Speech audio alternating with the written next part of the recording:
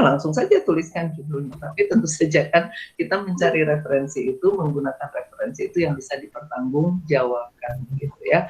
Jadi saya ingatkan kalau kita tidak menemukan siapa pengarangnya, dilihat misalkan siapa yang bertanggung jawab. Anda nanti kalau menggunakan referensi berupa standar-standar SNI itu ya, standar nasional itu kan tidak ada namanya. Misalkan fondasinya menggunakan standar SNI mana, Anda ada dokumennya, tapi di dalam dokumen itu tidak ada nama. Nah sekarang Anda tinggal lihat siapa yang mengeluarkan dokumen ini. Oh ternyata misalkan Departemen Pekerjaan Umum, ya di belakangnya ada di sana ya, misalkan dikeluarkan oleh Departemen Pekerjaan Umum atau tidak disebutkan dikeluarkan oleh Departemen Pekerjaan Umum, misalkan di dalam halaman judulnya ada di sana misalkan Departemen Umum. Maka sebagai pengganti nama itu kita menuliskan lembaganya. Tapi kalau lembaga itu tidak perlu menjadi umum Departemen Tenaga Kerja, tidak jadi demikian ya, tapi langsung saja Departemen. Aduh ini barusan ada alarm. Alarm untuk mengisi absen dulu ya. Baik, kita akan isi absen dulu ya. Ibu tutup dulu kita slide-nya ini sekarang ke absen dulu. Silakan Kak. Alam diminta konfirmasi ulang lagi.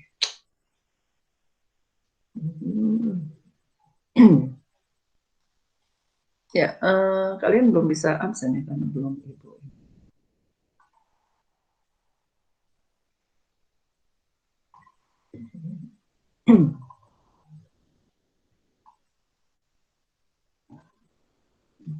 Sebentar, aku pasti isi dulu, lupa nih. Isi acaranya dulu sebentar ya.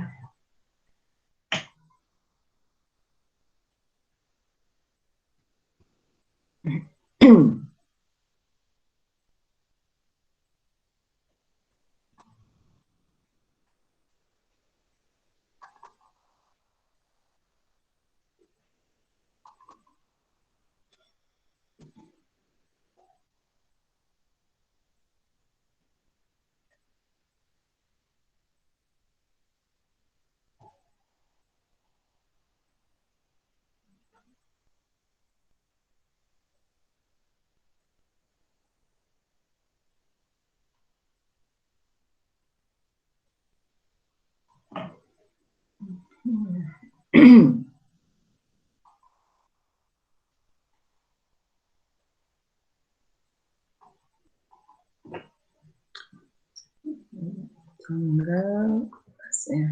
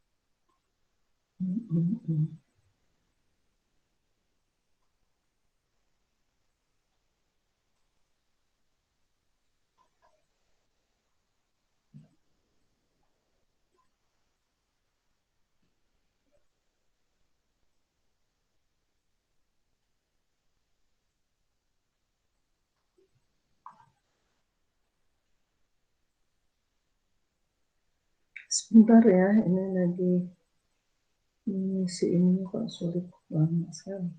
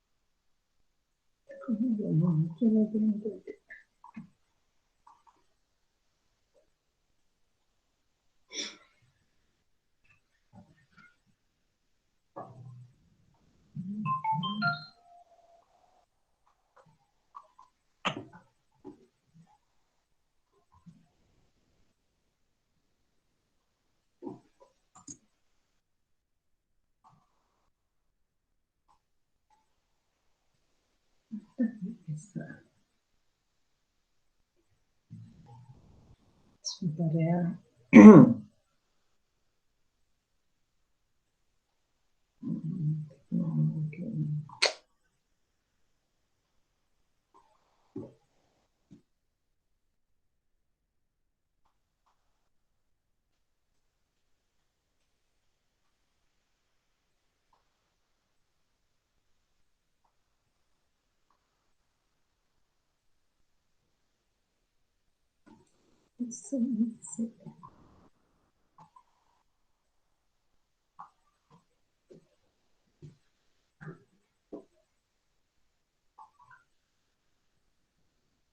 Ya, sekarang Anda bisa isi absennya.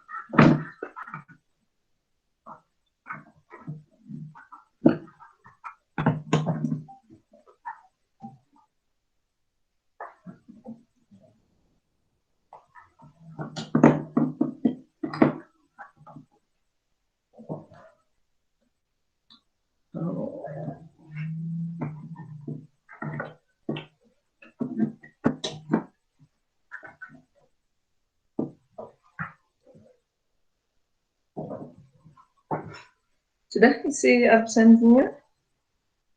Sudah, Bu. Ya. Fitra, kembali ditayangkan tadi. Jadi lupa tuh ya, itu tadi penjelasan sampai mana ya? Oh, tentang bila tidak ada nama ya. Jadi bila tidak ada nama, maka yang kita tuliskan adalah nama lembaga tidak perlu dibalik ya.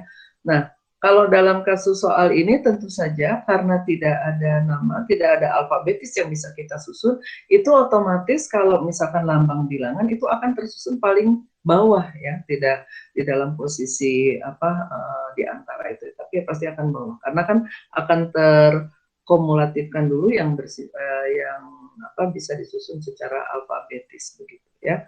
Nah, kemudian juga kasus yang sering saya temukan dalam memeriksa tugas akhir mahasiswa ya, ini sering ada yang memisahkan antara referensi elektronik dengan referensi cetak. Nah, itu tidak demikian. Jadi tidak dipisahkan apakah Anda menggunakan media elektronik referensinya atau media cetak, tapi semuanya digabungkan berdasarkan alfabetis begitu ya. Ya. Jadi ini tahun yang harus dipahami. Ada lagi nggak kesalahan yang kalian temukan? Coba di sini. Kalau urutan ke samping sudah benar ya, nama, tahun, judul, kota, dan penerbit, satu bagian dengan bagian lain menggunakan titik ya. Kemudian antara sarana publikasinya ini antara penerbit dengan kotanya menggunakan titik 2 ya. Kemudian judul buku itu menggunakan huruf miring, judul artikel dengan tanda kutip ya. Nah, jadi ini sudah benar ya. Nah, untuk penulisan paragraf ya, bukan penulisan paragraf, penulisan baris ini, baris kedua itu Anda bisa menggunakan pilihan apakah spasi 3 atau spasi 5 begitu. Jadi Atau kalau Anda memang paragrafnya menggunakan tab, nanti ini juga bisa dengan tab. Jadi kalau misalkan di sini kita biasanya yang menggunakan spasi 3 ke samping itu ya, itu kalau ukuran kertasnya B5, maka nanti alinea bergantung dari baris kedua ini ada di bawah huruf keempat. Ya, jadi 1, 2, 3 baru Anda keempat. Nah, atau kalau Anda menggunakan pemaragrafannya misalkan A5, buku A4 ini biasanya spasinya pemaragrafannya itu 5 spasi ya, 1, 2, 3, 4, 5 baru kita nulis kan, maka berarti ini ada di huruf ke-6 ya. Kalau menggunakan 7 itu biasanya yang digunakan adalah kertas ukuran folio itu yang panjang gitu ya. Nah, jadi di sini Anda menggunakan A4, maka ini berarti di bawah tanda koma ya, jadi 1, 2, 3, 4, 5 Anda baru menempatkan pemaragrafan ya. Jadi bisa digeser Fitra B ini ke di bawah koma karena di huruf ke-6 ya, 5 spasi A4 itu ya.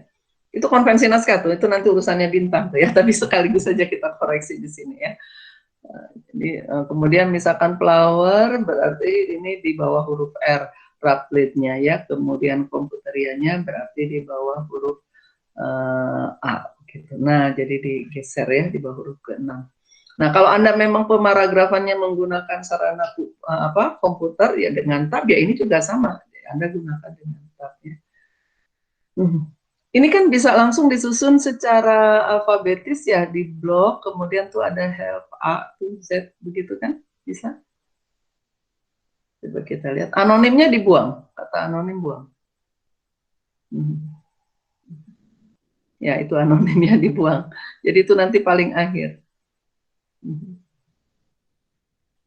Ini harus di ini lagi ya,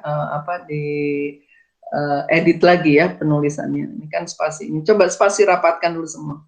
Fitra anonim dibuang, nanti itu turunkan ya 2017.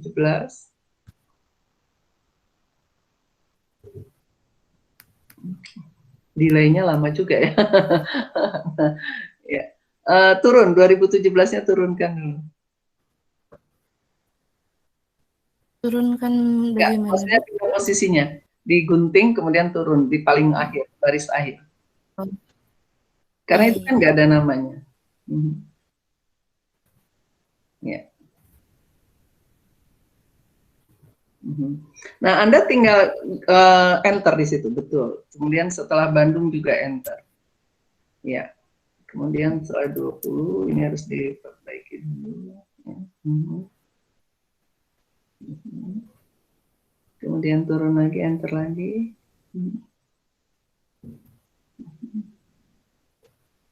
Ya. Nah, ini.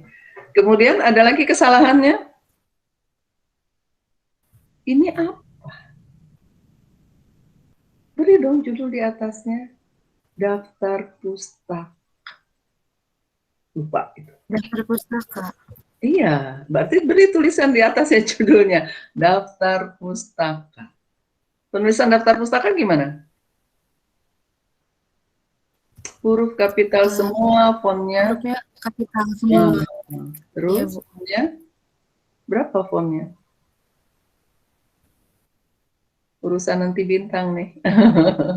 Berapa fontnya? 14, 12. 14. Semua judul di halaman baru itu ya. Judul bab, kemudian judul kelengkapan awal, kelengkapan akhir itu berhuruf kapital semua, fontnya 14 dan ditebalkan. Nah, ini dengan format EBI kita menulis daftar pustaka seperti ini. Ya. Nah, kemudian ada kamu menggunakan format lain secara menggunakan aplikasi nggak, Fitra? Bisa dioperasionalkan nggak? Menggunakan yang di Word, Bu? Ya, boleh yang di Word itu kan ada tuh referensi ya. Di situ kan? Ini hasilnya. Iya. Tapi, ya. Iya, tapi ini yang tadi yang 2017 masih yang pakai anonim, Bu. Oh ya, masih pakai anonim ya. Jadi, nah ini sebetulnya aplikasi yang ada itu hanya membantu di dalam proses penyusunan secara vertikal begitu ya. Nah, proses penyusunan ke samping itu bergantung cara kita menuliskannya begitu. Nah, jadi ketika misalkan kita ubah ya, pokoknya kita kan memasukkan data. Nah, memasukkan datanya itu harus benar begitu. kan siapa namanya, bukunya apa, edisi berapa, kan itu harus satu-satu kita masukkan ya, seperti itu. Nah, ketika di situ kita salah, misalkan hurufnya tidak kita miringkan, tidak dikapitalkan, ya hasilnya nanti akan konvensi naskahnya rusak. Jadi itu harus benar. Jadi penggunaan aplikasi ini hanya mengubah format, kemudian juga mengubah penyusunan secara vertikal begitu. Ininya dijalankan nggak aplikasinya, Fitra? Coba kita ganti, gunakan format, Anda klik format APA, coba. Ya. Kita ganti dengan ya APA. Nah, itu apa? Ini SIK ya, baru edisi ke-6 ya, padahal sekarang sudah edisi ke berapa? 7 ya. Nah, ini kan format APA ya. Artinya di sana nama itu ada setelah dibalik itu disingkat, kemudian tahun ada di dalam kurung begitu ya. Nah, kemudian apalagi ini karena format masih edisi ke-6, jadi penulisannya masih sama seperti format lain. Kalau Anda gunakan edisi ke-7 ya, APA, itu penulisan huruf kapital di dalam judul itu seperti kalimat hanya di awal saja. Yang lainnya itu sudah dengan huruf kecil begitu ya. Tapi makanya format ini jarang digunakan. Bukan yang MLA, yang APA edisi 7 ada. Ini kan kalau saya tadi lihat APA-nya 6 ya, 6, masih 6. Nah, sekarang APA juga sudah ada yang nggak ada Bu di laptop Fitranya. Ya, makanya sama, laptop Ibu juga tidak ada ya.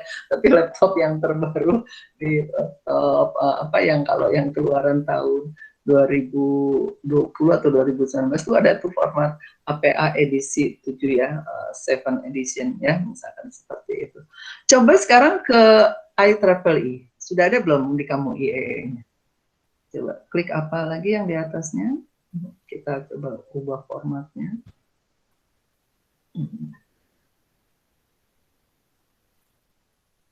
Ada, coba turun terus cari. Nggak ada ya? Ini hanya ini, nggak bisa dicari ke bawah lagi? Hanya ini Bu. Hanya ini ya, berarti di kamu belum ada ya? Nggak bisa di scroll ke bawah. Iya, Chicago coba sekarang gunakan. Chicago juga itu ke edisi 7 ya. Chicago di atas? Di bawah apa? Udah Bu, udah diklik. Chicago? Itu kamu berarti delay lagi. Ini Chicago yang digunakan, ya. Nah, coba lihat yang mendekati EBI itu Chicago ya, yaitu tahun tanpa di dalam kurung seperti itu ya. Nah, tapi ada perbedaan dalam Chicago ini, yaitu nama kota diulang kembali dituliskannya ya. Jadi dia ada nama permit dengan nama kotanya ya. Nah, jadi padahal kita kalau di EBI itu kan Bandung alumni. Nah, kalau di sini dia menuliskan kembali kotanya di belakang ya, seperti itu. Nah, itu jadi mudah sekali untuk mengubah-ubah ya ketika kita misalkan, apalagi nih kalau misalkan Anda mengikuti suatu lomba karya tulis misalkan ya. Nah, kita mengisikan dulu misalkan formatnya, kemudian ketika misalkan diminta diubah gampang, tinggal kita ubah saja misalkan ya, berdasarkan format yang diminta. Nah, ini kalau misalkan Anda sudah menggunakan referensi seperti ini sebaiknya di dalam penulisan pengutipan itu juga menggunakan program begitu, sehingga ada relevansi antara penulisan referensi dengan penulisan pengutipan ya. Nah, hanya memang kalau kita menggunakan aplikasi untuk menuliskan citasi, ini kita harus mendownload dulu ya aplikasinya. Misalkan apakah Anda menggunakan Mendeley, Etiquette, apalagi ada dua lagi, saya lupa lagi ya. Nah, itu bisa kita gunakan untuk menuliskan citasi dan referensinya, sehingga ada hubungan ya. Begitu mudahnya kita misalkan kalau mau mengecek nih, dosen mengecek ini ada enggak nih kutipan ini di daftar pustakanya, di referensinya. Nah, kalau Anda menggunakan citasi itu akan terlihat. Ketika tidak ada berarti tidak akan muncul di dalam daftar pustakanya citasi itu ya. Jadi silahkan menggunakan Mendeley itu yang gratis aja lah. Mendeley dan mudah sekali mengoperasionalkannya, sehingga nanti Anda dengan mudah ya menghubungkan antara pengutipan dengan daftar pustaka. Ya, terima kasih Fitra sudah menayangkan pekerjaannya. Ini tinggal nanti di set lagi ya, kalau kita menggunakan ini kan paragrafnya tuh rapat ya. Jadi kita set lagi paragraf untuk APA, kemudian juga tadi yang lain ya. Ada yang mau ditanyakan dulu tentang penulisan daftar pustaka? Anda biasanya jago-jago kalau sudah bermain dengan Izin aplikasi. bertanya. Ya, silakan. Kalau untuk yang buku terjemahan, itu terjemahannya disimpannya sama seperti tadi, Bu, setelah judul? Ya, jadi ada dua cara untuk menuliskan buku terjemahan ya. Kalau misalkan di dalam referensi yang kita gunakan itu lengkap informasi terjemahannya, Anda bisa pilih. Saya nggak buku, lemari buku saya di luar nanti. Jadi gini, misalkan ya diibaratkan ini buku terjemahan ya, misalkan.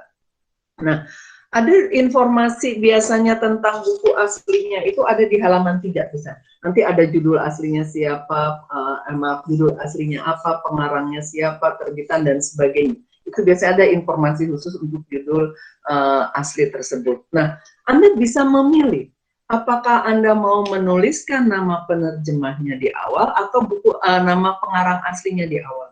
Kalau Anda menuliskan penerjemahnya di awal, sama urutannya. Nama dulu, kemudian judul, kemudian nama, tahun, kemudian tuliskan judul. Nah, judul itu judul terjemahannya, bukan judul aslinya. Judul terjemahan. Setelah judul itu dalam kurung dituliskan by, tuliskan nama pengarangnya. Nah, penulisan nama pengarang tidak dibalik. Sama seperti menuliskan nama penerjemah ini tidak dibalik ya. Jadi tuliskan nama pengarangnya, kemudian tuliskan sarana publikasi, kota, dan penerbit. Itu alternatif pertama. Alternatif kedua seperti tadi, kita menuliskan pengarang asli, tahun terbit asli, judul asli. Kemudian dituliskan di sana adalah terjemahan. Anda menuliskan hanya terjemahan tanpa nama pun boleh. Jadi dalam kurung tulis terjemahan. Atau seperti tadi, mau ditulis lengkap, terjemahan siapa.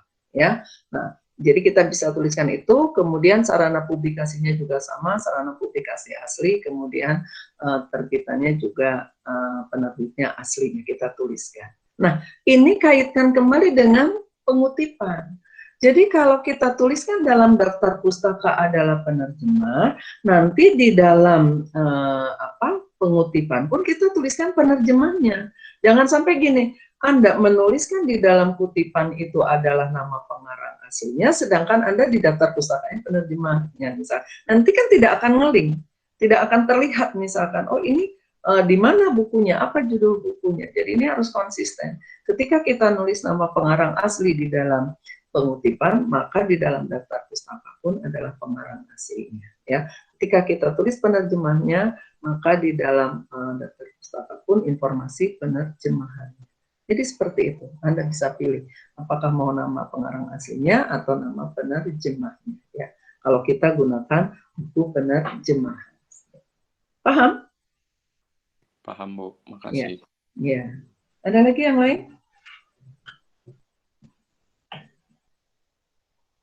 Kalau Anda menggunakan buku teknik penulisan akademis Kali Jernih ya, Kali Jernih itu meminta justru kita untuk menghargai katanya pengarangnya, dimintanya adalah menuliskan nama pengarang asli ya. Kalau Kali Jernih seperti itu. Tapi kalau Anda gunakan buku penulisan akademis yang lain, bisa kita pilih seperti yang saya kemukakan tadi.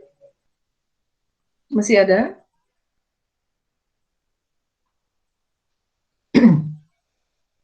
Kalau tidak ada, kita akan lanjutkan ya dengan materi baru hari ini, yaitu tentang konvensi naskah. Silakan Bintang, waktunya bisa Anda gunakan untuk presentasi materi yang sudah diikhtisarkan. Baik, sebentar Bu.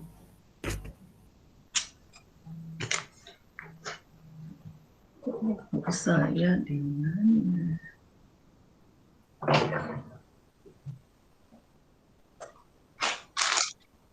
Bukan sudah Sudah. ada, Bintang dengan Abu Bakar. Bu? Assalamualaikum warahmatullahi wabarakatuh. Saya di sini dengan teman saya Abu Bakar Asidik akan mempresentasikan tentang konvensi naskah. Yang pertama itu ada pengertiannya. Pengertiannya itu kebetulan saya mengambil dari internet, yaitu penulisan naskah karangan ilmiah yang berdasarkan kebiasaan, aturan yang sudah ada, yang sudah disepakati. Konvensi penulisan naskah yang sudah lazim biasanya mencakup aturan pengetikan, pengorganisasian materi utama, penulisan materi lengkap, bahasa, dan kelengkapan penulisan lainnya. Lalu ini saya mencantumkan usul-usul konvensi naskah yang saya ambil materinya dari buku Bahasa Indonesia untuk Aktivitas Ilmiah. Yang pertama itu ada perwajahan. Jadi perwajahan atau tampilan merupakan tata letak dan aturan penulisan unsur-unsur karangan ilmiah yang dikaitkan dengan sedia-sedia naskah. Perwajahan sendiri harus memperhatikan ukuran margin atau UPS yang biasanya ukurannya terdiri dari kiri 4 cm, kanan 3 cm, atas 4 cm, dan bawah 3 cm. Pengetikannya biasanya dapat dipakai menggunakan dua cara, yaitu bentuk tekuk dan bentuk lurus. Lalu yang kedua, itu penggunaan jenis huruf. Dengan menggunakan teknologi komputer, ukuran huruf dalam kalimat dapat dipakai menggunakan 12 dan font yang digunakan biasanya sebagai berikut, yaitu Times New Roman dengan ukuran 12 dan Arial dalam ukuran 12. Dalam pembuatan naskah, ada kata yang digarisbawahi dalam cetakan kata atau huruf yang akan ditebalkan atau dimiringkan. Dengan demikian, garis bawah tidak pakai untuk subjudul atau kata asing yang sudah ditulis miring atau ditebalkan. Lalu yang ketiga, itu ada penulisan bilangan satuan. Penulisan bilangan pada kalimat tidak perlu menggunakan standar penulisan yang akuntan. Jadi cukup memilih salah satu antara angka dan kata, tetapi dianjurkan biasanya itu untuk penulisan angka di bawah 10 menggunakan huruf dan di atas 10 itu menggunakan angkanya. Lalu untuk satuan itu perlu ditulis menggunakan tanda baca yang ramai sesuai dengan POEBI. Biasanya dengan kita memakai aplikasi Microsoft Word itu untuk tanda baca itu sudah ada format-format yang sudah disiapkan oleh Microsoft Word tersebut. Lalu yang keempat itu ada penomoran. Dalam karangan ilmiah penomoran yang bisa digunakannya itu sebagai berikut. Yang pertama, angka Romawi besar itu untuk menomori bab pendahuluan, analisis, dan simpulan. Lalu angka Romawi kecil untuk menomori halaman judul, prakata, daftar isi, daftar tabel, lampiran, dan lain-lain. Dan yang ketiga, itu angka Arab seperti 1, 2, 3 itu untuk menomori halaman naskah mulai dari bab pendahuluan sampai bab akhir. Contoh penomorannya dapat dilihat sebagai berikut. Yang sesuai dicantumkan tadi, ini contoh penomorannya.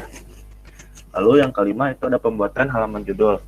Judul karangan makalah, skripsi, tesis, dan lain-lain itu biasanya kira-kira jaraknya itu 4 cm dari pinggir atas huruf kapital. Bila judul itu diberi sebaris, maka baris pertama hendaklah panjang daripada baris kedua dan begitu juga seterusnya. Lalu pada jarak yang cukup dari baris terakhir itu biasanya ditulis jenis karangan, jenis karangannya, misalnya itu karangan termasuk apa, makalah, skripsi, tesis atau apa, dan itu menggunakan huruf kapital seluruhnya. Di bawahnya itu ditulis keterangan mengenai tujuan penulisan, misalnya seperti ini. Jadi tujuan penulisannya itu tugas untuk mencapai gelar sarjana pada fakultas bla bla bla di universitas bla bla bla. Dan lalu terakhirnya itu pada bagian paling bawah kira-kira 3 cm dari pinggir bawah tulisan itu ditulis nama lembaga atau instansi dan badan tempat atau kota dan tahun. Lalu selanjutnya bisa dilanjutkan oleh Abu Bakar. Untuk yang selanjutnya itu ada penulisan judul bab dan subbab, di mana untuk judul bab itu ditulis dengan huruf kapital semua, diketik dengan huruf tebal dengan ukuran fontnya itu 14, ukuran hurufnya 14. Kemudian untuk nomor bab itu ditulis dengan angka Romawi besar dan ditempatkan di ujung atas halaman baru tanpa diakhiri titik. Yang selanjutnya itu untuk subjudul itu ditulis huruf kapital di awal tiap kata, kecuali untuk kata sambung, kata depan, dan tanpa huruf kapital seperti ke, di, dari, yang, pada, dan lain-lain. Kemudian diketik di batas tepi kiri dengan ukuran huruf 12 serta ditebalkan dan tanpa diakhiri titik. Untuk selanjutnya itu anak subjudul yang diketik mulai dari batas paragraf baru, ukuran hurufnya 12 dan pada umumnya ditebalkan. Dapat juga ditebalkan sekaligus dimiringkan dan tidak diakhiri dengan titik. Untuk kalimat pertama setelah anak subjudul dimulai dengan paragraf baru. Ya bisa dilihat di contoh di mana untuk penulisan judul itu bab 1 pendahuluan dengan ukuran font 14 dan juga nomor halaman dengan nomor bab itu dengan Romawi besar, dan juga untuk subjudul itu ukuran 12 dan anak subjudul juga ukuran fontnya 12.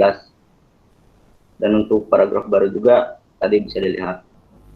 Kemudian untuk catatannya itu apabila sebuah judul menjadi baris paling bawah pada suatu halaman, maka judul tersebut harus dipindahkan ke halaman berikutnya. Jangan ditinggalkan buah judul sendirian sebagai baris paling bawah pada suatu halaman. Yang selanjutnya itu pencantuman gambar. Semua foto, diagram maupun chart disebut gambar. Keterangan gambar ini diletakkan simetris di bawah gambar tanpa diakhiri dengan titik. Untuk nomor gambar diurutkan dari halaman paling depan sampai halaman paling belakang tanpa mengandung nomor bab. Nama penomoran tidak dipakai pada gambar. Seperti gambar 1 bab 3 gitu. Untuk catatan sendiri ada catatan untuk tahap konsultasi atau asistensi itu biasanya penomoran dengan mengaitkan nomor bab itu masih diperbolehkan untuk mempermudahkan disisipkannya gambar lagi. Tapi apabila naskahnya sudah final, maka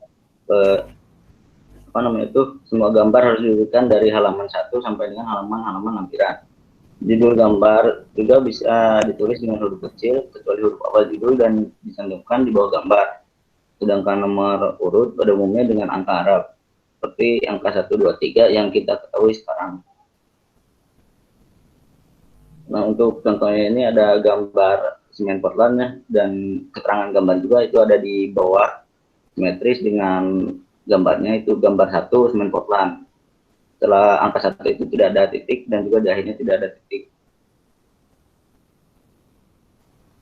Nah, selanjutnya itu untuk pembuatan tabel. Dimana untuk judul tabel sendiri itu diletakkan simetris di atas tabel tanpa diakhiri dengan titik. Penomoran untuk tabel juga diurutkan dari halaman terdepan sampai halaman paling belakang. Usahakan untuk tabel itu tidak terpotong oleh pergantian halaman. Apabila terpotong oleh pergantian halaman, maka judul yang terdapat pada setiap kolom tidak perlu dituliskan, tetapi cukup dituliskan saja nomor kolomnya dan di atas sambungan tabel dituliskan tabel lanjutan. Sumber tabel dan juga ilustrasi dicantumkan langsung di bawah tabel atau ilustrasi tersebut. Catatan untuk judul gambar dan judul tabel tidak diakhiri dengan titik karena judul bukan merupakan sebuah kalimat. Selain itu, apabila diambil dari suatu pustaka, baik pustaka cetak maupun website, maka harus dicantumkan sumbernya. Untuk sumber berupa buku, tulis nama pengarang dan tahun penerbitan serta halaman tempat tabel diacu. Di mana untuk tahun penerbitan serta halaman ini ditulis di dalam kurung. Kemudian untuk tabel dan ilustrasi lain yang langsung menjadi bahan analisis dicantumkan pada uraian. Sedangkan apabila tabel gambar atau ilustrasi yang menjadikan penunjang itu dicantumkannya pada lampiran saja. Nah, ini berikut ada contoh tabel yang terpotong oleh halaman, di mana untuk judul itu bisa dilihat ada terletak di atas tabel simetris. Kemudian untuk judul tiap kolom juga ada nama kota dan kurung 1, jumlah penduduk 2, luas halaman HA dan kurung 3. Apabila terpotong oleh halaman bisa diketik tabel lanjutan, kemudian tidak perlu dituliskan judul lagi di tiap kolomnya, tapi langsung saja ke angka-angkanya. Kemudian untuk sumbernya bisa dilihat di paling bawah itu ada sumber, terus penulisnya gitu, terus tahun dan halaman yang diacu. Yang selanjutnya itu ada pengorganisasian dan sistem simbol, di mana pada setiap karangan ilmiah itu mempunyai organisasi tertentu dan juga struktur pada karangan tersebut diberi simbol. Simbol yang biasa dipakai itu adalah sistem desimal. Contohnya sebagai berikut, di mana untuk ada bab 1 pendahuluan, Kemudian untuk latar belakang dan urusan masalah itu ditulis 1.1 kudus buka, kemudian 1.1.1 untuk latar belakang, 1.1.2 untuk urusan masalah. Itu merupakan anak dari subbab. Kemudian ada 1.2 ruang lingkup, 1.3 tujuan penulisan, 1.3.1 dan seterusnya. Penulisannya itu 1.1 karena desimal, bukan 1.A atau yang lainnya. Nah, kemudian yang terakhir itu ada pelampiran, di mana apabila suatu naskah dilengkapi dengan lampiran, maka sebelum lampiran tersebut harus ada selembar kertas bertuliskan lampiran. Pada umumnya setiap lampiran ini ditandai dengan huruf kapital seperti lampiran A, lampiran B, dan seterusnya. Meskipun ada juga yang ditandai dengan angka Romawi. Di bawah kata lampiran ditulis judul lampiran tersebut. Bila judul lebih dari sebaris, maka baris selanjutnya itu diketik dengan jarak 1 tab dan disusun menurut bentuk piramida terbalik. Untuk lampiran yang lebih dari 1 halaman dapat dilanjutkan pada halaman berikutnya yang ditandai dengan judul kata berupa lampiran dalam kurung lanjutan yang ditulis di tengah pias atas. Nah, untuk contohnya bisa dilihat itu bagian gambar yang sebelah kiri itu lembar halaman yang bertuliskan lampiran, dan untuk yang sebelah kanannya itu lanjutan dari yang kiri tadi, di mana lampiran terus di bawahnya itu ada judul-judul dari tiap lampiran.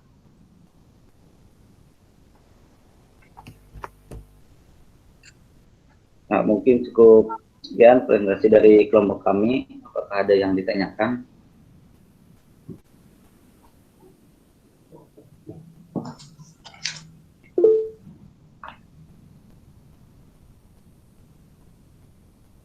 Ini saya close di stop sharing dulu apa bagaimana, Bu? Boleh ditutup gitu. Baik, mungkin ini presentasi dari kami, dari saya dan Abu Bakar. Apakah dari teman-teman ada yang mau ditanyakan? Mau bertanya. Ya, boleh. Indah. Tadi ada shift perwajahan, di situ ada tulisan bentuk takuk dan bentuk lurus. Maksudnya gimana ya, Mbak? Terima kasih. Oh ya, baik. Jadi kalau dari saya gitu, buat yang saya tahu itu, jadi bentuk takuk itu tuh cara pengetikan yang apa? Yang standar gitu, yang apa? Si memulai tulisan paragrafnya ada apa, kata-kata itu menjorok ke kanan kayak berapa ya, 5 sampai 7 ketukan gitu lah dah. Jadi kayak yang awal-awal kayak buat paragraf itu kata-kata tuh maju gitu loh. Nah, terus kalau untuk yang satu lagi tuh bentuk lurus ya, tadi bentuk lurus itu apa? Jadi pengetikannya itu yang saya tahu yang memulai tulisannya itu dari margin kiri, kalau nggak salah begitu lah. Jadi yang ngebedainnya itu paragraf yang satu dengan yang paragraf yang lain adalah jarak spasi yang lebih besar dari spasi yang terbaris, itu untuk bentuk lurus. Oh iya. Kayak Baik, gitu. terima kasih Bintang. Ya. Ada lagi yang lain?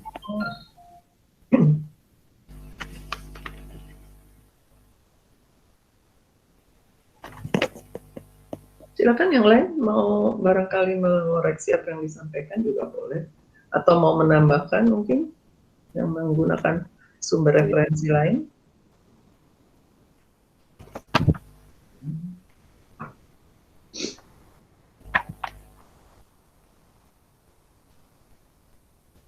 Ya ada?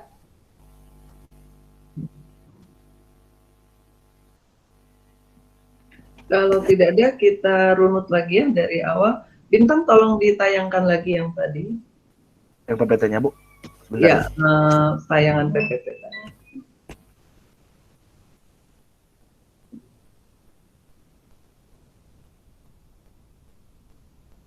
Sayang tidak ada contoh halaman judul ya Bintang ya. Nggak ada. Halaman.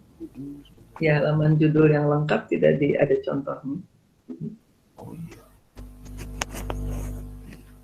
Oh iya Bu. Ya, ini tentang perwajahan ya. Nah, perwajahan itu artinya tata letak di halaman judul begitu ya. Nah, jadi maaf, tata letak di halaman judul. Tata letak di halaman kertas atau di pias kertas begitu ya. Nah, pemarginan yang di sini dikemukakan dengan sistem 4-4-3-3, artinya atas 4, kiri 4, kanan 3, bawah 3, itu apabila menggunakan kertasnya adalah A4. Jadi A4 ini standar pemarginannya seperti ini ya. Tapi kalau misalkan naskah Anda itu tebal sekali misalkan sampai di atas 500 halaman. Nah, tentu saja ini akan memerlukan penjilidan yang berbeda dari kalau halamannya biasanya sekira 200 atau 300 halaman ya. Nah, agar penjilidan ini nanti menggunakan teknik tertentu sehingga kuat, nah ini margin kiri bisa ditambah. Jadi tidak digunakan 4 tapi digunakan 5 karena nanti setengah senti itu biasanya digunakan untuk penjilidan ya. Nah, sehingga tidak menjadi margin kiri ini ukurannya sama dengan margin kanan begitu. Jadi Anda boleh menggunakan ukurannya kiri adalah 5, misalkan atas 4, kemudian kanannya tentu saja harus berkurang. Jadi kalau kiri 3 jangan Anda gunakan kanannya, kalau kirinya 5 jangan Anda gunakan marginnya menjadi tetap 3, karena kalau seperti itu nanti jumlah kata di dalam barisnya itu hanya berkisar 8 sampai dengan 10, padahal idealnya sebuah naskah itu berkisar 9 sampai dengan 12 ya. Jadi harus ada pengurangan untuk margin kanan ya. Biasanya kalau nanti Anda misalkan menyelesaikan S3 disertasi itu jarang sekali ya tulisan yang hanya misalkan 300 halaman ya, kecuali kalau bolak-balik kertasnya misalkan biasanya di atas 500. Nah, itu biasanya pemarginan akan diubah menjadi 5, 4, 2,5 dan 2,5 di bawah ya. Atau di bawah kalau misalkan ini tetap boleh 3 tapi margin kanan yang berkurang. Nah, itu untuk pemarginan. Jadi tidak semua kertas misalkan menjadi 4, 4, 3, tidak. Kalau misalkan Anda gunakan kertas B5, pemarginannya berbeda. Anda gunakan kertas folio, nanti pemarginan standarnya berbeda ya. Tapi pada umumnya, tulisan untuk menyelesaikan pendidikan, syarat mengakhiri pendidikan itu menggunakan kertasnya adalah A4. Kemudian juga kan, untuk beratnya saja standar ya, yang digunakan adalah 80 gram. Jadi sangat disayangkan sekali kalau nanti Anda menggunakan misalkan kertas 70 gram. Karena ini akan ada kaitan dengan penyerapan tinta ya. Jadi kalau Anda gunakan misalkan kertas 70 gram, itu kekuatan tintanya mungkin hanya berapa tahun begitu ya. Tapi kalau Anda menggunakan 80 gram, itu akan tahan lama. Ya, apalagi kalau menggunakan kertas fotokopi misalkan ya. Kertas fotokopi itu kan di bawah 70 gram ya beratnya. Sehingga mungkin Anda pernah barangkali ketika memfotokopi bahan di SMA, begitu sekarang Anda buka lagi tinggal titik-titik-titik gitu ya, berupa garis atau titik-titik-titik, hurufnya sudah tidak terlihat lagi. Nah, itu karena kualitas kertas yang tidak naik. Sehingga ada standar di dalam penggunaan kertas untuk tugas akhir itu adalah 80 gram ya, dengan pemarginan adalah standarnya 4-4-3-3 gitu. Kalau untuk menulis tugas sehari-hari kan Anda diperbolehkan menggunakan kertas 70 gram juga ya. Nah, kemudian dulu spasi antar baris itu memang distandarkan untuk tugas akhir itu adalah 2 ya, mau skripsi, mau disertasi atau tesis atau juga tugas akhir di pendidikan vokasi itu adalah spasinya 2 begitu. Nah, setelah terimbas krisis moneter tahun 98 itu, akhirnya konvensi naskah yang dilakukan ya oleh para penulis akademisi itu mengurangi spasi menjadi 1,5. Tapi hati-hati, tidak boleh saking ingin hematnya digunakan 1 spasi. Ada yang tahu nggak mengapa tidak boleh 1 spasi kita menuliskan naskah itu? Ada yang tahu? Nah, ini nanti kaitannya dengan penulisan kutipan. Di dalam kutipan kan ada kalau lebih dari 4 baris itu dituliskan dengan satu spasi ya, dengan spasi rapat ya. Nah, jadi ini tidak boleh kita menuliskan spasi karena untuk membedakan nanti tulisan kutipan langsung yang memang spasinya adalah 1. Jadi minimal dalam sebuah naskah itu 1,5. Tapi yang benar standar untuk TA itu adalah 2 spasi kita gunakan tulisannya ya, seperti itu. Nah, tadi tentang pemaragrafan ini benar sudah dijelaskan oleh Bintang, perbedaan bentuk takuk dan lurus. Nah, ini ada konsekuensinya. Jadi tidak sembarangan, saya suka bentuk takuk ya takuk saja paragrafnya, tidak dikaitkan dengan yang lain ya. Nah, ketika Anda menggunakan bentuk takuk, Anda harus menempatkan segala sesuatu itu terpusat di tengah. Jadi ketika ada judul dituliskan di tengah, judul bab ya, maksudnya judul buku dan sebagainya. Ketika ada gambar ditempatkan di tengah, ada tabel di tengah, kemudian semuanya terpusat di tengah. Itu apabila pemaragrafan takuk. Ketika Anda pilih bentuk pemaragrafannya adalah lurus, tadi awal matinya sebelah kiri, nah nanti semuanya terpusat di margin kiri. Jadi menuliskan judul di awal kiri, ada gambar harus di kiri, ada tabel harus di kiri, ada logo lembaga juga harus di kiri. Jadi ini konsistensinya harus terlihat seperti itu. Kemudian apalagi yang membedakan bentuk lurus? Ketika judul bab, kalau kita menulis judul bab, ya misalkan bab 1 pendahuluan, itu kan di margin paling atas, kemudian di tengah. Nah kalau kita menggunakan bentuk takuk, penulisan judul bab itu ada di 2/3 pias kertas. Jadi tidak di atas. Jadi si judul itu dituliskan adalah dari margin kiri, kemudian 1/3 dari pias kertas itu kosong. Jadi ada di bawah, agak ke tengah lah begitu ya, agak ke tengah. Baru kita tuliskan bab 1 pendahuluan. Nanti kalau ada bab 2 juga gitu, bab 2 misalkan kajian teori itu juga dituliskannya tidak dari margin atas tapi 2/3 pias kertas. Ya. Nah, sehingga penggunaan pemaragrafan bentuk lurus ini jarang digunakan karena ini ada ketidakhematan begitu ya. Bayangkan setengah ini kosong kemudian nuliskan lagi, kemudian dari segi tata letak atau layout itu kurang estetis, kurang indah ya. Ketika ada gambar kan nggak boleh di tengah, gambar harus ditempatkan di kiri. Mungkin kalau tabel masih wajar lah ditempatkan di kiri, tapi ketika gambar ini menjadi nilai estetisnya kurang ya.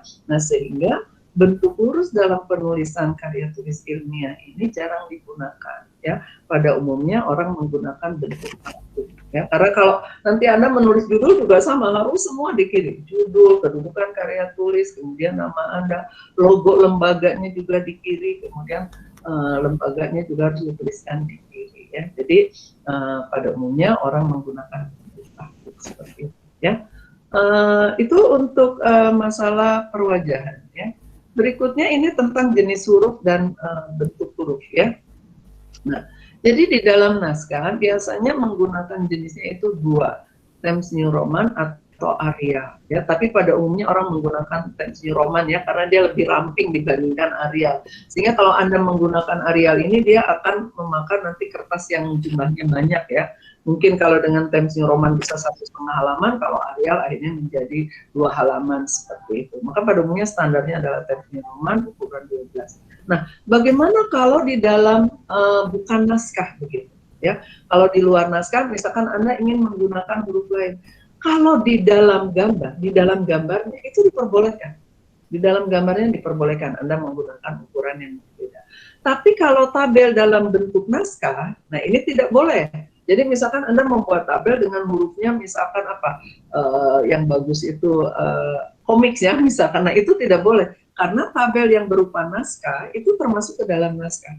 Tabel berupa lambang bilangan, nah itu adalah sudah dengan lambang bilangan ya. Nah jadi ini harus diperhatikan kalau huruf di dalam gambar silahkan. Tapi kalau misalkan huruf di dalam tabel yaitu berupa naskah tadi, jenisnya itu harus sama dengan naskah ya, kita gunakan jenis yang sama. Nah ini sayang warna tidak ada ya di sini ya. Jadi jenis hurufnya Times New Roman atau Arial, gunakan ukuran 12 untuk naskah ya. Fontnya adalah 12. Nah kemudian jenis tinta yang diperbolehkan di dalam naskah itu juga hanya 2, yaitu hitam dan biru dongker atau blue black itu. Ya, jadi naskah tidak boleh menggunakan warna Kalau tulisan di dalam gambar silahkan menggunakan warna, tapi kalau sudah berupa naskah, termasuk tadi di dalam tabel karena tidak boleh jenisnya berbeda, juga di dalam tabel tidak boleh diberi warna ya untuk penggunaan tintanya. Jadi boleh Anda gunakan biru atau hitam ya, birunya biru dongker. Berikutnya, ya. Nah ini tentang lambang bilangan, jadi memang dikaitkan dengan aturan ejaan bahasa Indonesia ya. Ketika kita menggunakan lambang bilangan di dalam sebuah naskah atau dalam sebuah kalimat, kalau bisa diungkapkan dengan 1-2 kata, ya kita harus gunakan dengan kata. Tapi kalau lebih dari 2 kata, maka kita gunakan dengan lambang bilangan. Maaf, terbalik ya. Kalau bisa diungkapkan ya 1 dengan 2 kata, kita harus menggunakan kata. Kalau lebih dari 2 kata, maka kita harus menggunakan lambang bilangannya. Seperti misalkan 17 2 kata kan, maka kita gunakan dengan kata. Tapi misalkan 35, nah itu kan 3 kata, maka harus digunakan dengan lambang bilangan. Sehingga posisi di dalam kalimat ini tidak boleh menempati di awal kalimat. Jadi kita tidak boleh mengatakan misalkan menuliskan 3, 5 responden misalkan menyetujui hal itu. Nah itu tidak boleh, berarti harus diubah strukturnya. Karena 35 tidak bisa dengan kata, dia lebih dari 2 kata ya, harus dengan lambang bilangan. Maka responden sejumlah 3-5 misalkan menyetujui hal itu. Ini yang harus diperhatikan, dikaitkan dengan masalah EDI ya, aturan di dalam ejaan bahasa Indonesia. Berikutnya. Ya, ini penomoran pada umumnya sudah benar ya. Jadi untuk angka Romawi ini dalam judul bab, angka Romawi kecil ini untuk penomoran halaman judul. Halaman judul itu sudah halaman pertama, tapi tidak kita tuliskan, tidak di bawahnya I karena ada tulisan lembaga itu ya. Jadi halaman judul 1. Ketika Anda mulai menuliskan misalkan abstrak, nah abstrak itu berarti sudah halaman 2, maka dibukukanlah II ya. Kemudian misalkan kata pengantar dengan I3 dan seterusnya, itu untuk penomoran. Nah angka Arab dimulai dari halaman pendahuluan ya. Berikutnya. Nah ini contoh penomoran untuk menuliskannya. Di sini kita lihat ada bab judul bab, kemudian 22 itu adalah subbab, kemudian 221 itu adalah untuk anak subbab. Nah, kalau Anda menuliskan dalam daftar pustaka seperti ini, tapi kalau dalam naskah kan hati-hati, anak subbab ini dia harus lebih menjorok. Jadi kalau 221 di dalam penulisan naskah ya, bukan di daftar pustakanya, dia harus seperti Anda menuliskan awal paragraf gitu ya, jadi menjorok. Nah kalau subbabnya tidak tetap dari margin kiri ya, seperti itu. Berikutnya, tidak jadi masalah. Nah ini yang tadi Ibu sayangkan tidak ada contoh ya, misalkan ya. Nah jadi penulisan halaman judul ini, semua judul itu dituliskan di atas dengan huruf kapital semua, fontnya adalah 16, yang standar 16 dengan Ibu ya, misalnya. Kemudian nama atau jenis karya tulisnya apa, apakah makalah, apakah tugas akhir, skripsi, ini huruf kapital semua juga, fontnya adalah 12. Kemudian kedudukan karya tulis atau tujuan subjektif, untuk apa Anda membuat makalah itu? Oh, untuk disusun, untuk dipresentasikan, misalkan pada pertemuan mahasiswa Politeknik se-Indonesia. Nah, kedudukan karya tulis ini ditulis dengan huruf kecil semua, kecuali pada kata yang diperlukan, karena ini bukan kalimat. Ya, jadi kata disusunnya D-nya kecil itu kalau kita enter biasanya D-nya berubah jadi kapital tuh. Kita perbaiki lagi.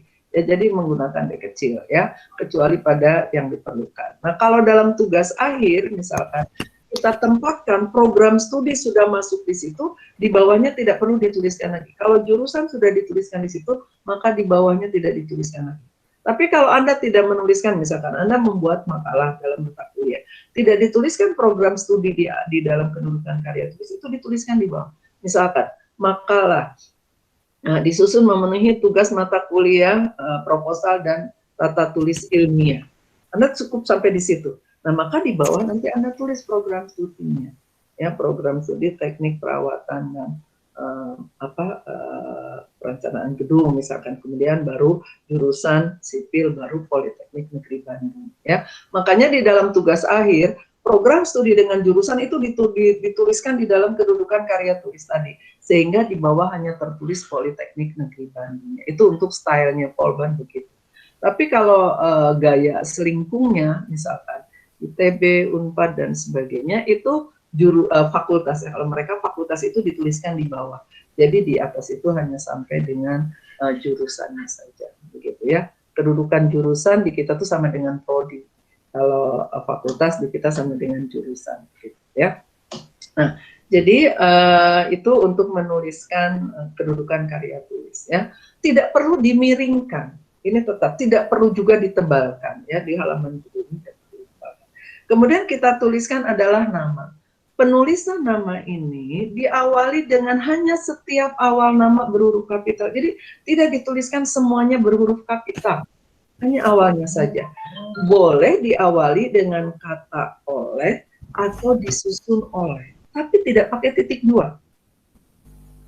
Ya, misalkan disusun oleh, terus tuliskan nama Anda. Nah, kata disusun oleh juga ini D-nya tidak berhuruf kapital, huruf kecil karena bukan awal kalimat. Oleh pun sama, tidak berhuruf kapital tapi hurufnya kecil. Kemudian tuliskan nama Anda. Sekarang bagaimana kalau nama pengarangnya berdua? Nah, kalau berdua maka disusun simetris. Jadi nama sejajar, nanti nomor induk mahasiswanya di bawah sejajar. Jadi tidak disusun secara vertikal. Ditulis dulu namanya 1, 2 baru nomor induk mahasiswanya di kanan. Tidak. Jadi kalau dua pengarang itu susunannya simetris sama, kemudian nomornya itu di bawah. Kecuali 3 orang. Kalau 3 orang barulah disusun secara vertikal, nama dulu baru nomor ini ya. Kemudian juga penulisan nomor induk itu tidak dikelompokkan 3-3 ya, tapi dideretkan karena ini bukan menunjukkan angka ribuan dengan satuan berikutnya ya. Itu untuk penulisan nama. Kemudian untuk menuliskan lembaga dimulai dari lembaga kecil ke yang besar. Jadi kalau tadi misalkan dari prodi, jurusan, baru lembaga yang besarnya Polban. Jadi jangan Anda tuliskan jurusan mesin, baru prodi, baru Polban. Tidak, tapi disusun dari lembaga terkecil ke besar. Kemudian ditempatkan nama kota dari lembaga tersebut dengan tahun publikasi. Nah, nama kota lembaga kita itu sudah terintegrasi di dalam nama lembaga. Jadi kita tidak perlu lagi menuliskan Politeknik Negeri Bandung, Anda tuliskan Bandung lagi. Ya, karena sudah terintegrasi, sudah tahu itu Politeknik Negeri Bandung berarti itu di Bandung begitu ya. Nah, jadi kalau Unpad misalkan atau UPI, Universitas Pendidikan Indonesia, baru kita tuliskan kotanya, baru tahun publikasi ya. Universitas Pajajaran, Bandung, kemudian tahun publikasi. Nah, ini hati-hati yang dituliskan di dalam halaman judul itu tahun publikasi. Kalau tahun pembuatan di mana dituliskan? Di kata pengantar. Pada umumnya memang tahun pembuatan sama dengan tahun publikasi. Kalau Anda membuat tugas kan ya, Anda dibuat tahun sekarang ya dipublikasikan ke dosen pemberi tugas itu juga sama. Nah, ada kemungkinan kalau tugas akhir itu tahun publikasi berbeda dengan tahun pembuatan ya, tapi mudah-mudahan tidak terjadi pada Anda. Misalkan gini, Anda membuat TA Anda adalah tahun depan, 2021 misalkan. Ketika mau ujian, publikasi Anda itu kan diawali ketika Anda ujian, itu publikasi itu ya, disidangkan misalkan ya. Nah, ketika Anda ujian, misalkan Anda sakit, tidak bisa sampai batas akhir ujian, yaitu bulan September, pertengahan September, tidak bisa Anda lakukan. Nah, otomatis Anda kan cuti. Ujian itu baru akan dibuka kembali bulan Februari, tahun 22. Ya, Anda berarti tahun nanti ya. Anda tuh sekarang kan baru mau PKL ya, belum TA kan? Kelas Anda ini, saya suka tertukar dengan TPJJ. Iya, Bu. Ya, jadi Anda misalkan tahun depan ya, 2002 baru membuat sidang, Anda tidak bisa sidang, berarti kan tahun 23. Nah, ini harus diubah nih di halaman depannya itu, tahun publikasi Anda adalah tahun 23, sedangkan di kata pengantar tetap Anda membuatnya tahun 22.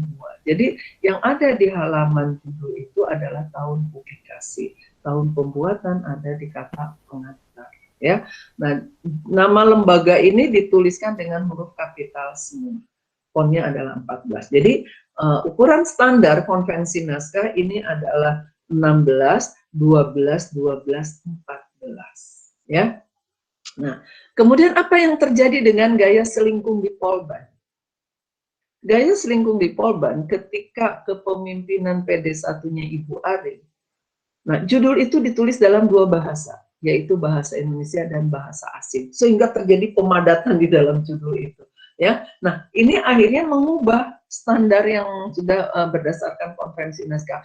Jadi judul TA yang mungkin sekira tahun 2026 ya sampai dengan 2010 atau 2011 ya 2000 itulah belasan itu judul TA itu dengan 2 bahasa ya, bahasa asing dengan bahasa Indonesia, sehingga judul pun akhirnya berukurannya dikurangi, tidak lagi 16 melainkan 14. Tapi kalau judulnya juga masih kepanjangan akhirnya 12 ya. Jadi semuanya sama di dalam naskah itu 12. Itu artinya sudah menyimpang dari konvensi naskah. Kalau Anda tadi dengar apa definisi konvensi naskah, berarti itu adalah sudah menjadi gaya selingkuh Polban ya, tidak berdasarkan standar konvensi naskah para penulis akademis gitu ya. Nah, kemudian bagaimana ini tata letaknya? Tata letaknya adalah kita atur begitu ya. Jadi kalau tadi judul dituliskan di margin paling atas, berarti nama tahun publikasi itu dituliskan di paling bawah, margin paling bawah. Nah, yang di tengah silahkan Anda atur. Jadi kalau misalkan ada perkiraan 2 enter, 3 enter, ya itu berdasarkan saja tata letaknya mana yang paling tepat, yang Anda atur sendiri ya. Kemudian logo ini sebetulnya tentatif di halaman judul. Boleh ada, boleh tidak. Tapi pada umumnya orang ingin tentu saja menampilkan ya citranya melalui logo tersebut, sehingga ditempatkanlah logo di halaman judul. Sehingga apa? Penulisan logo itu kan posisinya berbeda-beda. Kalau Polban penulisan logo itu posisinya mendekati nama lembaga kan. Jadi setelah nama baru logo baru Polban. Tapi kalau kita lihat Unpad, UPI, posisi logo itu di tengah. Jadi di antara kedudukan karya tulis dengan nama judul, kemudian kedudukan karya tulis, logo, nama, baru lembaga. Jadi ini tentatif ya. Kalau PKL kadang-kadang ada lembaga yang pengen dicantumkan tuh misalkan ya logonya. Nah, Polban menempatkan posisinya logo apabila di dalam laporan tugas akhir itu lembaga itu pengen mencantumkan logonya ya, sehingga posisinya 2. Logo itu ada di kiri untuk Polban, kemudian di kanan untuk logo lembaga tersebut ya. Tapi kalau laporannya untuk ke Polban tetap logonya hanya 1. Tapi kalau lembaga itu minta laporannya juga dan minta lembaga yang masukkan, ya Anda tempatkan saja di atas ya. Jadi kedua logo itu ditempatkan di paling atas seperti itu. Nah, itu untuk pembuatan halaman judul. Jadi ingat, logo itu adalah tentatif ya. Berikutnya.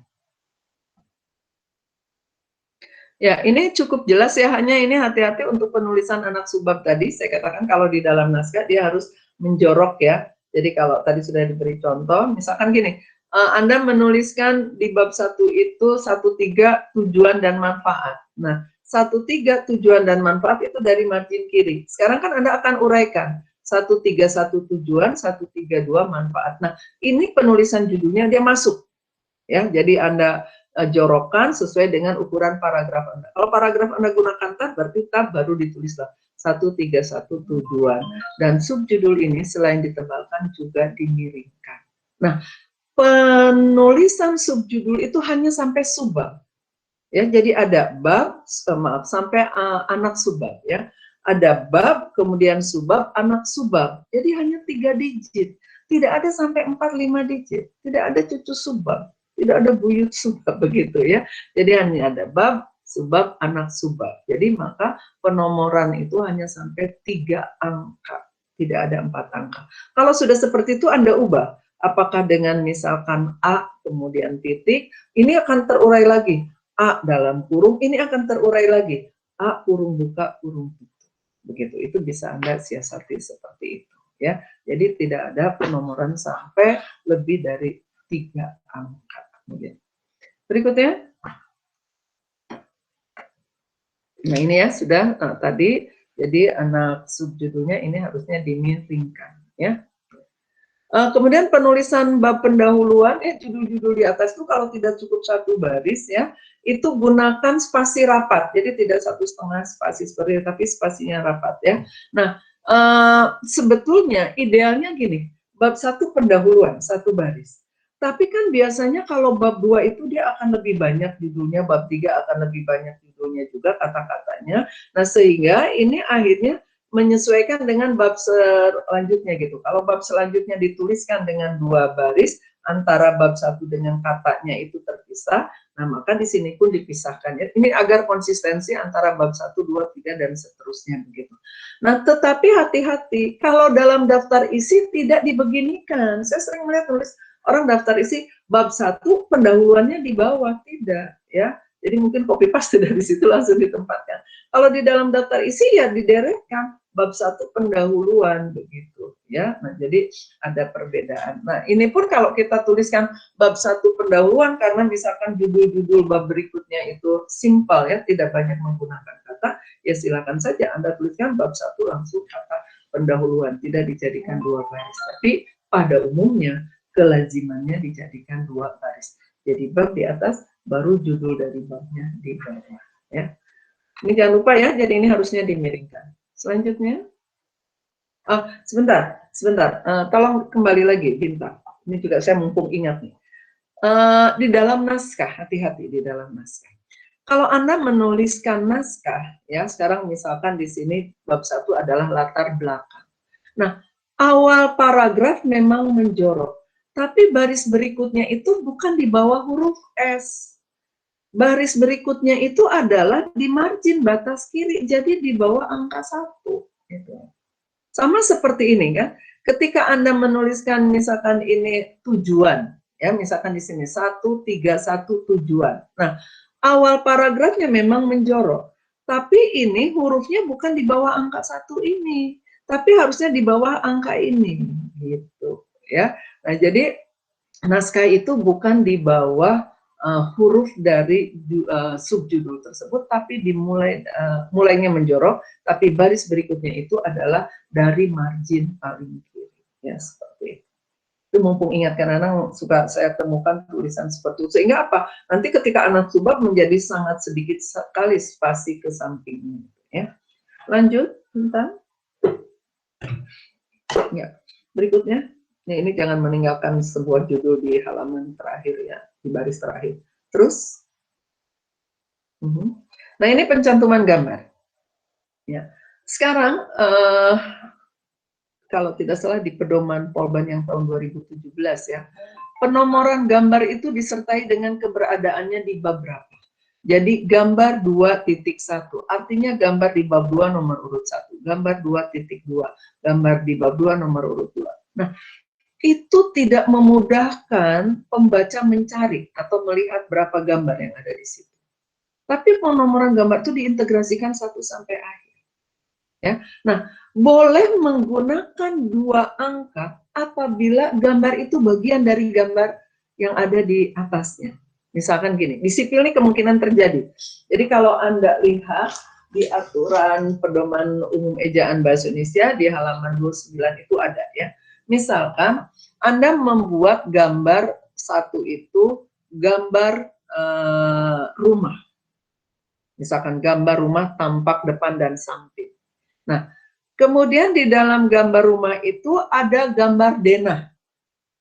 Nah, gambar denah ini kan bagian dari rumah. Nah, sehingga Anda boleh, misalkan gambar rumah tampak depan samping itu nomor 3. Anda boleh sekarang, karena ini ada denahnya, gambar 3.1. Karena itu bagian dari gambar nomor 3. Kemudian ada misalkan gambar dalam kamar misalkan. Atau juga gambar misalkan di dalam dapur. Nah, itu boleh menjadi gambar 3.2, gambar 3.3 misalkan. Jadi, kalau ada gambar dari bagian gambar lain, itu boleh menggunakan angka seperti tadi. Tapi nomor urut bab itu tidak disertakan di dalam penomoran urut gambar. Ya, jadi bedakan itu.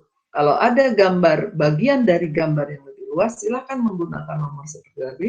Tapi kalau gambar itu di dalam bab, penomorannya bab itu tidak masuk ke dalam nomor gambar. Jadi gambar diintegrasikan dari 1 sampai akhir. Ya, sama juga dengan tabel. Ya, nah itu berdasarkan konvensi naskah. Ya, nah, jadi penomoran itu tidak menggunakan penomoran bab, tapi nomor urut gambar saja, nomor urut tabel saja, seperti itu. Kemudian judul tabel jangan lupa diawali setiap kapital, begitu pula dengan judul gambar. Ya. Saya kira penjelasan tabel ini sudah baik tadi, kita langsung lalui saja berikutnya.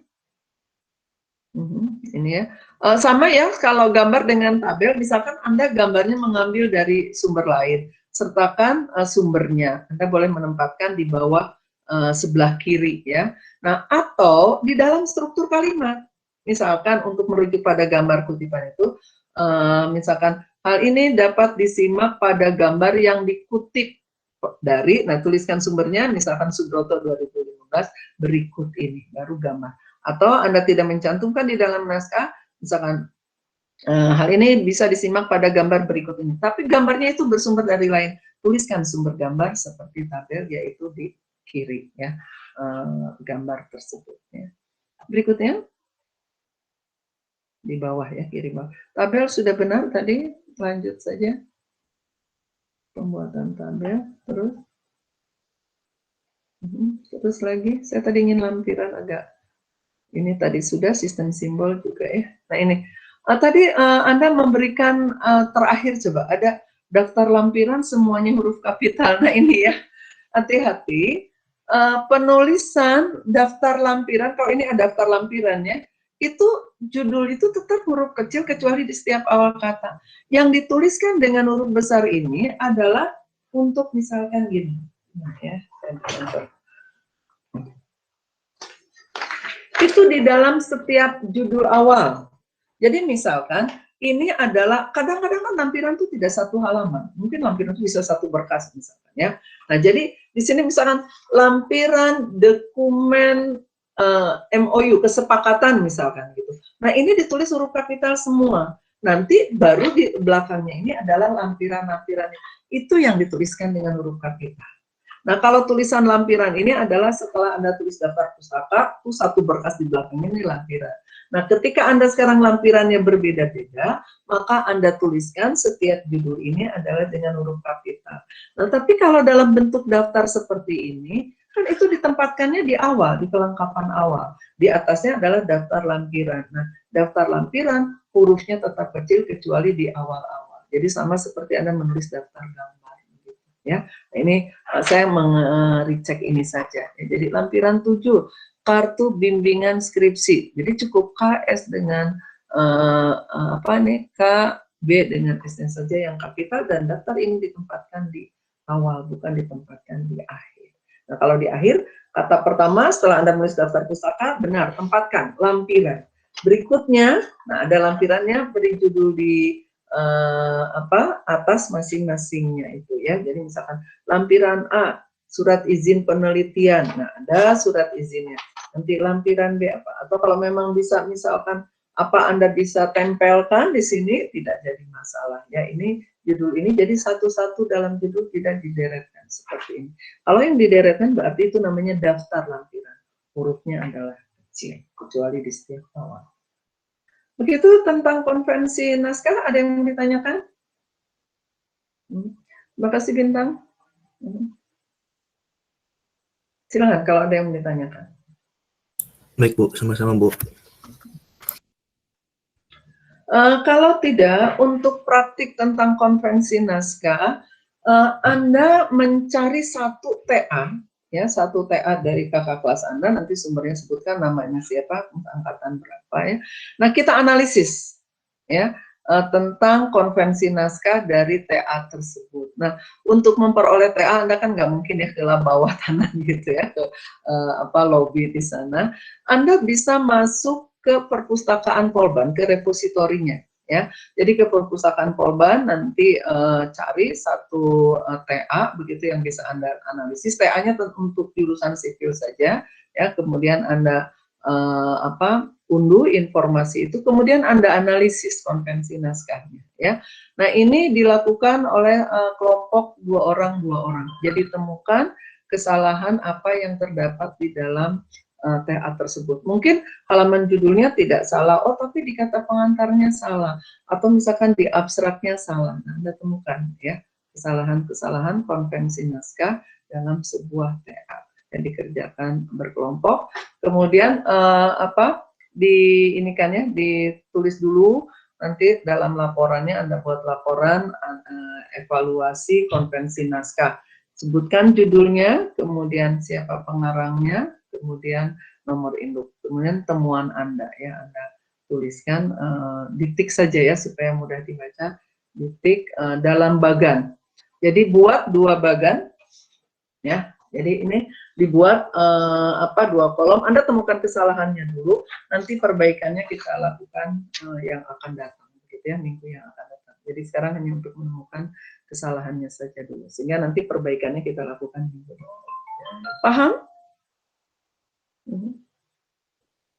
Nanti kalau Anda bingung, Anda kan sudah biasa kan masuk ke perpustakaan mencari informasi lewat online? Belum pernah? Belum pernah Bu kalau saya Bu. Kenapa tuh Bintang? Jadi cari informasi dari mana? Ya, nanti saya berikan 1 nomor petugas perpustakaannya. Anda bertanya, ketua kelas saja, ketua kelas siapa? Saya Bu. Oh, kamu Bintang. Jadi Bintang, kamu nanti tanyakan bagaimana cara memperoleh atau mengunduh suatu TA ya di perpustakaan begitu, karena Anda tidak bisa datang ke sana ya. Kalau daring saya biasanya mengajak Anda ke perpustakaan menganalisis di sana gitu ya. Biasanya 2 minggu atau dilakukan seperti itu. Nah sekarang enggak, berarti bisa. Yang kemarin kelas TPJJ bisa mengunduh informasi tentang tugas akhir dari perpustakaan, bisa diperoleh itu seperti itu. Ya. Okay. Ada lagi yang mau ditanyakan? Kalau tidak ada, silakan Anda memilih teman kelompok Anda. Kemudian pembuatan makalahnya tetap berlangsung terus ya, jangan sampai ini karena nanti setelah menjelang UAS itu harus dikumpulkan. Jadi ada 2 tugas, satu adalah penyelesaian makalah Anda, kemudian satu lagi nanti untuk pembuatan video presentasi ya, karena ternyata pertemuan kita kan hanya sampai dengan akhir Juni ya, PPGG Juli itu ada praktikum kalau tidak salah, sehingga pertemuan kita hanya 13 kali pertemuan, tinggal 2 kali lagi. Minggu depan kita lanjutkan dengan konferensi naskah, memperbaikinya. Kemudian minggu depannya lagi teori presentasi, Anda presentasinya membuat sendiri-sendiri begitu ya. Jadi itu tugas individu. Nah, kemudian ini untuk tugas kelompok untuk menganalisis, mempraktikkan tentang pemahaman konferensi naskah itu dilakukan berkelompok begitu ya. Cukup jelas ya? Ada yang mau ditanyakan? Ibu izin bertanya. Ya, silakan Fitra. Untuk yang tadi analisis konvensi naskah, Ya, betul. yang buat TA, itu buat hari ini tugasnya atau dikumpulkan hari ini atau bagaimana, Bu? Ya, Anda lakukan hari ini sampai 10.40 kan, Anda dapatkan itu. Nah, tapi pengumpulan saya buka tetap sampai dengan 1 minggu ya, yaitu hari Selasa ya, karena Rabunya supaya saya bisa ya. Hari Selasa pukul 11.59, 23.59. Gitu Fitra. Iya Bu, untuk kelompoknya boleh menggunakan yang tugas proposal kemarin Bu? Silakan, yang Anda nyamannya bagaimana, boleh saja ya. Atau Anda ingin yang baru ya, misalkan. Kalau saya sih sering, kalau ke mahasiswa tingkat 1 ya, saya lebih sering menyarankan selalu berganti kelompok, berganti teman, karena ini untuk melatih kita menyesuaikan dengan pekerjaan nanti begitu ya. Anda kan kalau bekerja itu tidak bisa memilih ya rekan kerja, oh saya pengennya masih ini, terus nggak bisa kan, bergantung ditugaskan. Nah, untuk melatih kita agar luas ya, bisa dengan siapapun bekerja sama. Nah, saya sering menyarankan dalam tugas, mengerjakan tugas itu jangan dengan itu terus gitu ya, tapi berganti-ganti begitu. Jadi kita harus bisa gini, kita harus bisa bagaimana kalau saya berhubungan dengan orang yang introvert, bagaimana yang ambisius, bagaimana, nah itu maksud saya seperti itu. Tapi Anda sekarang sudah tingkat 3 begitu Fitra, ya nyamannya sajalah Anda mau dengan siapa silahkan. Ada lagi? Ya, baik Bu, terima kasih. Ya, kalau Anda mau melatih itu kan tinggal 1 semester lagi ya, melatih tentang itu. Tinggal 1 tahun lagi melatih tentang itu. Ya. Jadi kalau saya dari awal mahasiswa sering saya sarankan gitu, cobalah bekerja dengan orang yang tidak Anda sukai gitu. Jadi kita melatih diri bagaimana cara mengatasi itu ya.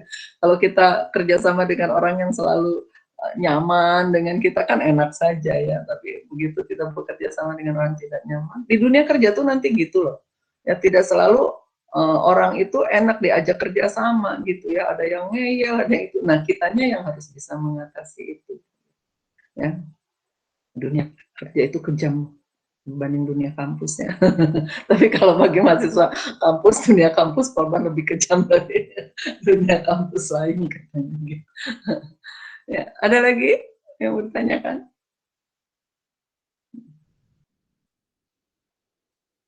Ya, kalau tidak ada untuk tatap muka, Ibu akan akhiri. Silakan kalian melanjutkan ya praktikumnya.